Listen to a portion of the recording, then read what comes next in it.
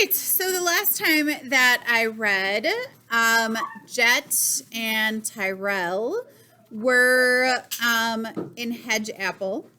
And while they were in Hedge Apple, they, I don't know.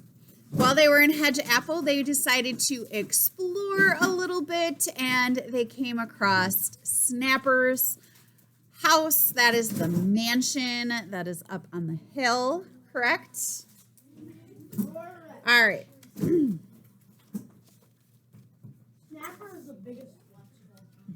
Grace Atwater.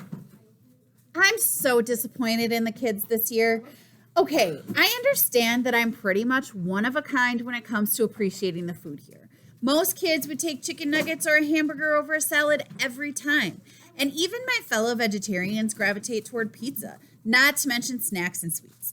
I'm used to the griping and complaining at the Oasis, the speeches about stomach cramps or burping so much, or trading my left butt cheek for a Big Mac or an order of chili nachos. It happens every summer. It's never more than a half serious because everybody knows there's no junk food bonanza to trade body parts for, and it's mostly in good fun. Some of us like the food more than others. We all make the best of it. No one is making the best of it this year. No one has to, courtesy of Jet. This is the summer of the candy bar. Jet has flooded the Oasis with them. Now that we have our own keys to the private launch, he has access to the grocery store in Hedge Apple, which means a never-ending supply. Put aside the fact that he jacks up the price about 600%. If his customers are crazy enough to pay it, that's their problem. Ignore the undeniable truth that Jet needs money like they need sand in the Sahara. That's a desert. Forget that I can't even turn him in because his side business is also providing Brandon with the 3 candy bars a day he requires in exchange for keeping silent about needles. I can handle all that.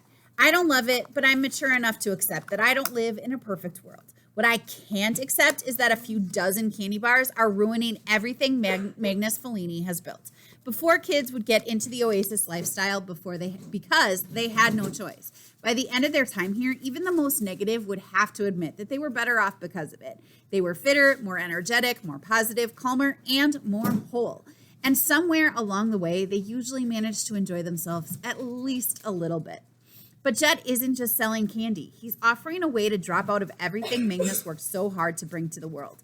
You start off by missing all the great nutrition because you're glomming candy bars on the side.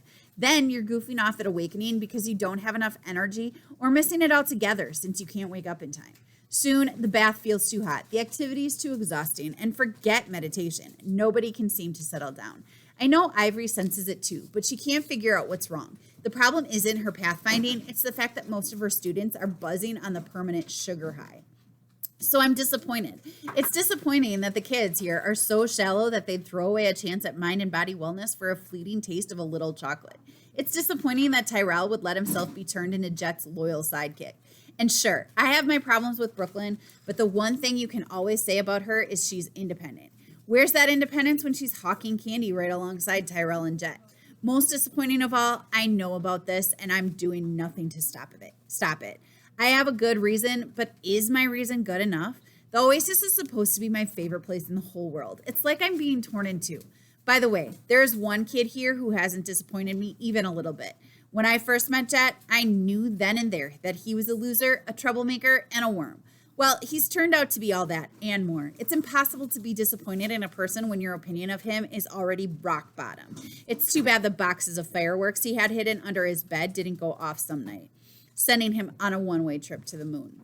But I can't do anything about what's happening because of poor Needles, the one bright spot in this awful summer. If it wasn't for him, I don't know what I'd do. As the Oasis gets worse and worse for me, I start spending more time in the shed at the edge of the woods.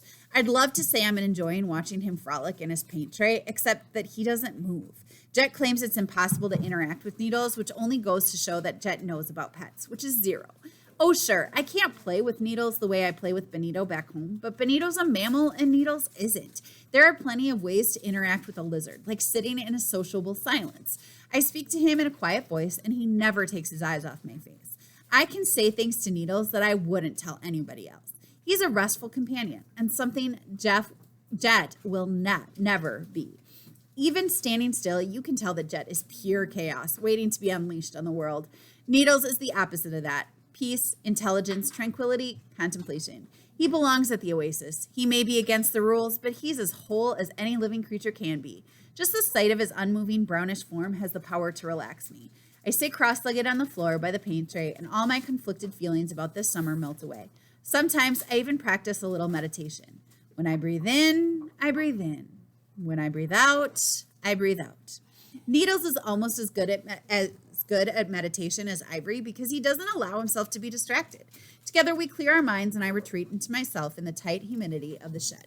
I almost miss it. A tiny field mouse scurries across the meadow floor. With a splash of water, Needles explodes out of the paint tray, opens his jaw far wider than I would have believed possible, snaps up the mouse, and swallows it whole. He's back in the paint tray faster than I can blink. It's all over so quickly that I can't even be sure I really saw it. The mouse is gone and Needles is back in his usual position, looking serene. Maybe I dreamed the whole thing. After all, I was meditating. Only a few blood droplets decorate the floor. And is the stray whisker floating in the water? And is that a stray whisker floating in the water of the paint tray? Lizards don't have whiskers. I'm in a hot shed, but I actually feel cold all over. What I've just witnessed, if I really saw it, changes everything. Oh, sure, we've known for a long time that Needles is a carnivore, but it never occurred to me until right now that he's a predator.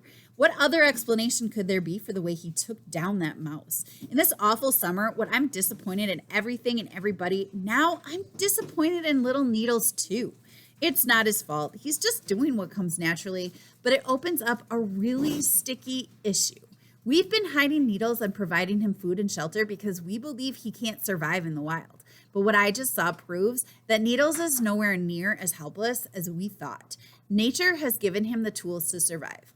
And as much as I love Needles, we have no excuse for keeping him anymore.